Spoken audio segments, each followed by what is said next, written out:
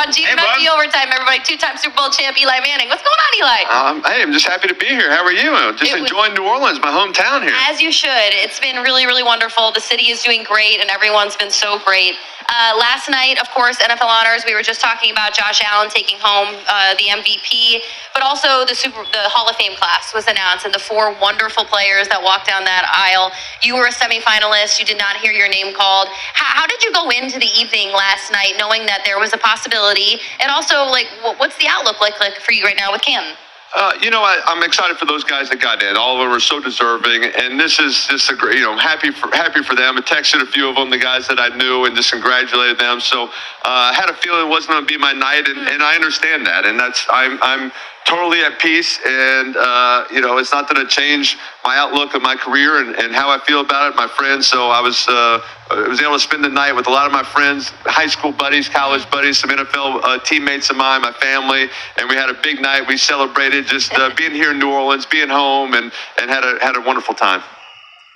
Eli, you've always been so good about crediting your teammates when you were playing, or even your opponents. So to that note, you mentioned the other guys who got in last night on the stage. What are your memories of some of them? Some you played against, some you didn't. Certainly Jared Allen you played against. What are your thoughts on that class and your perspective of them? Yeah, well, Jared Allen, I texted Jared this morning and just feel like, hey, I think I deserve some credit. I think I was very helpful in you getting into the Hall of Fame. You sacked me many times. And so, happy for him. Just an honor to have competed against him.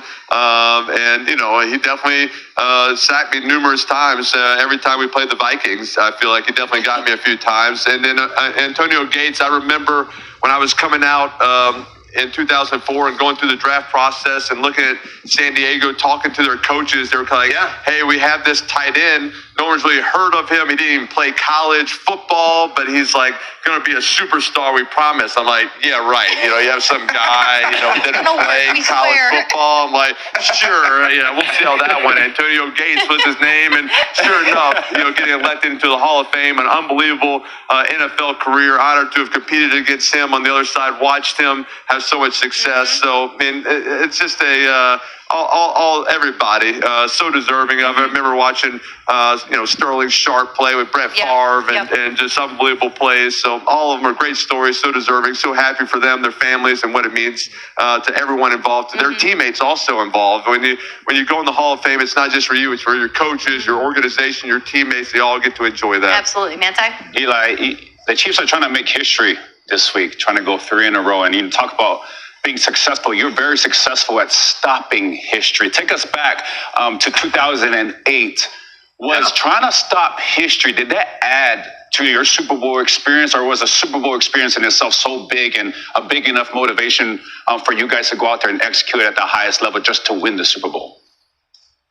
Yeah, no doubt. It's the most important thing is trying to bring a championship back to your organization. You're doing it for your teammates. You're doing it for your coaches, your owners, everybody involved. The amount of work and effort and time commitment and that goes into getting to a Super Bowl.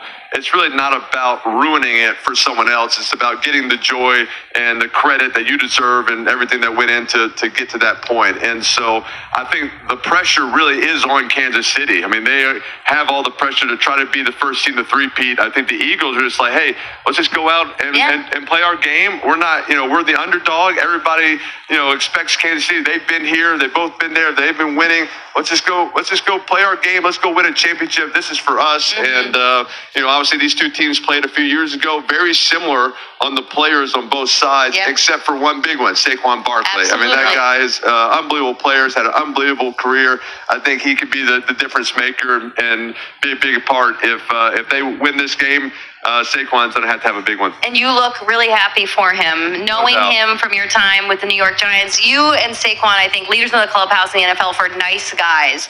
But when Saquon was a rookie with the New York Giants, did you ever pull a fast one on him? Were there any rookie Saquon pranks that were accomplished by Eli Manning? Saquon, I got to give Saquon a credit. He was very, very smart. He knew the playbook. He knew everything going on. And I remember, we kind of break the huddle. We're in practice.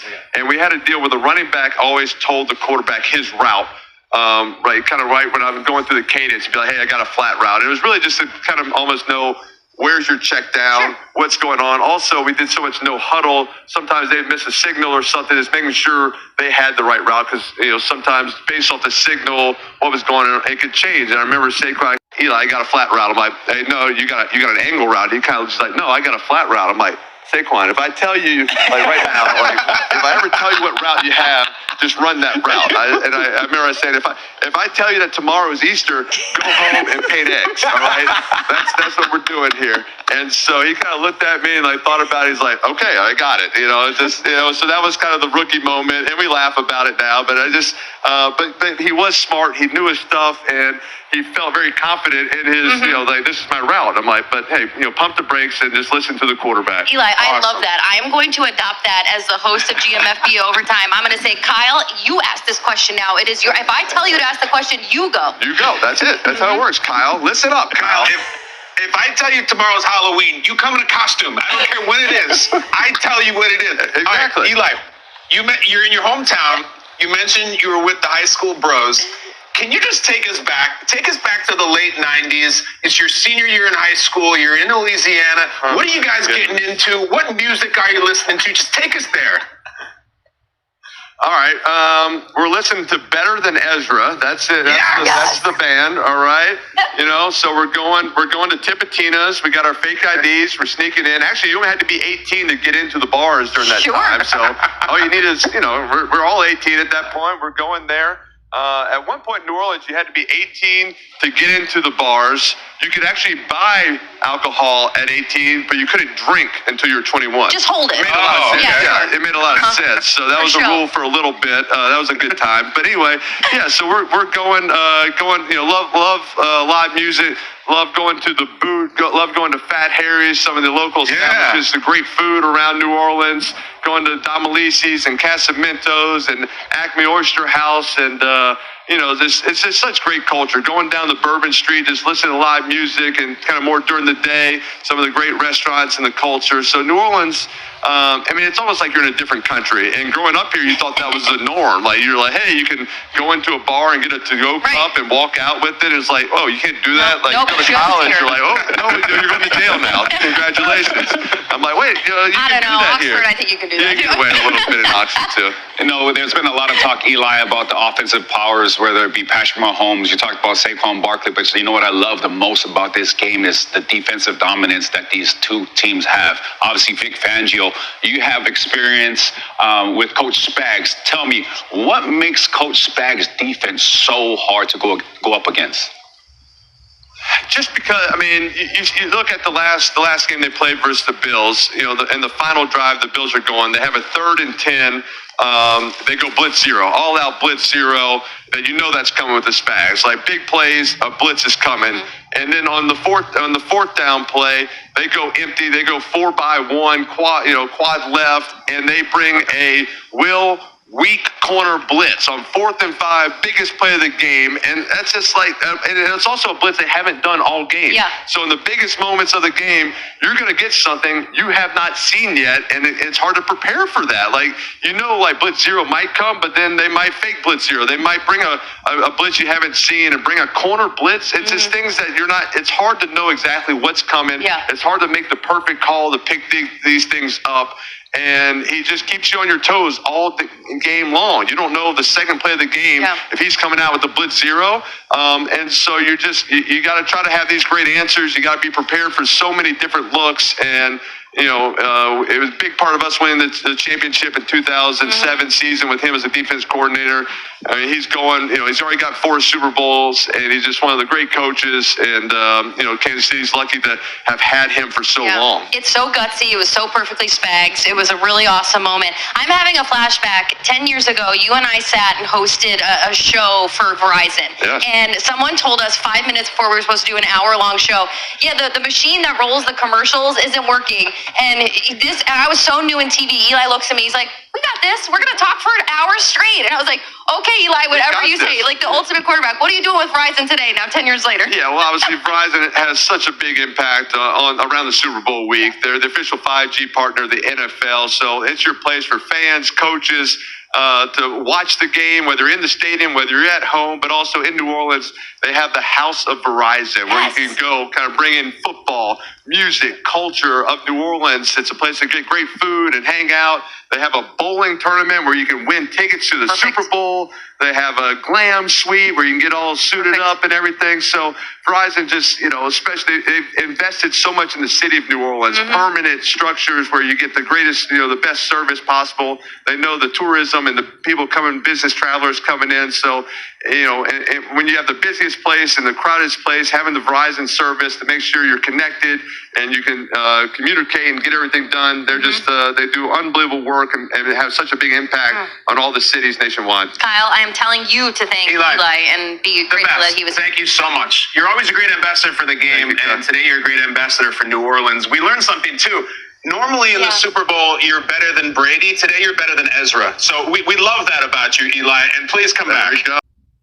So obviously that piece of content was from before the Super Bowl, right? But it's getting re-highlighted now as Drew Brees has commented on the old Eli getting snubbed for the Hall of Fame, first time hitting the ballots and all that, and better than Ezra. That's wild. He brought him up, and old boy brought them up on the way out, closing out the segment. I thought that they were just a one-hit wonder, wasn't that banger? I fuck with that song heavy. That it was good living with you. That track goes hard, man. But I think that was it, right? One hit wonder. But I guess that was one of Eli's favorite bands. But when it comes to the Hall of Fame voting, it seemed they treat Eli like he's a two-hit wonder, because at the end of the day, owning, the GOAT Tom Brady in 2 Super Bowls, right? Took off 2 more possible rings that Brady could have had, wasn't enough to get him in the first time around. As you heard him commenting on the other individuals that got in, Jared Allen, beast. Jared was a beast. It's wild he's been away from the game so long now, right? Getting voted in. Of course, you heard him talking about Antonio Gates. Wasn't the football guy going into the pros. He was known for his basketball expertise, which he used to a T, with the whole boxing people out in the red zone, going up and getting them touchdowns, almost like he was going up and grabbing boards. Sterling Sharp. And who was the other individual? Eric Allen, leaving Manning on the outside looking in as he went to the semifinals when it came to the voting. And as a Buffalo Bills fan, I'm sure a lot of Bills fans or maybe other football fans remember Andre Reed being on the outside looking in for many years until he finally got the nod. But, Eli growing up in New Orleans, obviously quarterback known synonymous with New Orleans for many years, as well as getting that Super Bowl ring there, right, was Drew Brees. And he had a couple things to say about Eli not getting in. He said, I was surprised there was only 4 guys. It feels like over the years it's been at least 5 or 6. And he acknowledged that many deserving players missed out, but he believes Manning's time will come. Quote, it's only a matter of time before all these guys are in. Brees also made sure to shout out his former Chargers teammate Antonio Gates, calling him a clear first ballot talent. And man, isn't it so crazy that the Chargers gave up on Drew Brees when they did, when he got that surgery? They thought it was a wrap for him. And, he had so much life left in his career moving on to New Orleans. And, the Hall of Fame, the MVP honors this year going to Josh Allen. It's like with these awards, there's always so many ways to look at it, so many ways to break it down, who got in, who didn't. But when it comes to Manning, it was kind of shocking to me. Like, I was just talking recently in another video about how the whole situation when Tiki Barber walked away from football, he was speaking kind of down on Eli, saying he had punk ass, feminine Mickey Mouse like voice or something. I'm paraphrasing. He didn't come out and say that, but just said it was almost like comical, him being a leader among men in the huddle, that his voice you just couldn't take serious. And then they go on and squeak in the playoffs that year. I think were they like the number 6 seed then, or I don't know, that first year that they knocked Brady off and spoiled the perfect season. But, regular season wise, they point out that he's one of the most debated Hall of Fame candidates due to his mixed regular season resume. He was never an All-Pro, made only 4 Pro Bowls, and finished with a 117 and 117 career record. However, no one can deny his postseason heroics and 2 Super Bowl MVPs. He wished the best to all 4 legends who were inducted into the Hall of Fame. But man, a 500 record. It's kind of crazy to think about that, But Eli, those 2 major moments, again, taking 2 more rings away from Tom Brady is huge, but not big enough to get him in, first time around. So jump in the comments. Let me know your thoughts about him not getting in, about everything else he touched on, Saquon, Barkley, and man, what a pickup that was for the Eagles, and really was the missing piece of the puzzle to propel that team. Because again, Eagles fans know, shout out to my homegirl Donna, the way that season ended for the Eagles last year, coming out so hot. My Buffalo Bills taking them to the limit in that one game that went to overtime, just squeaking out a win against the Bills. And after that, they only won 1 more game and got knocked off in the playoffs ASAP. It was like the ultimate meltdown to a season. Kind of almost like how that year that Eli and the Giants squeaked in the playoffs and were road warriors and knocked Brady off that pedestal, that 18-0 record, and spoiled NFL history on top of history. It was like the opposite of a team, the Giants just getting in the playoffs, barely being better than Ezra, barely making it. The Eagles had such a great record, but they had ished the bed late in the season like that, and it was just like unbelievable, But there you have it. Let's talk in the comments. Subscribe. Thanks for watching. It's Coffee, and I'm up out of here, guys. Peace.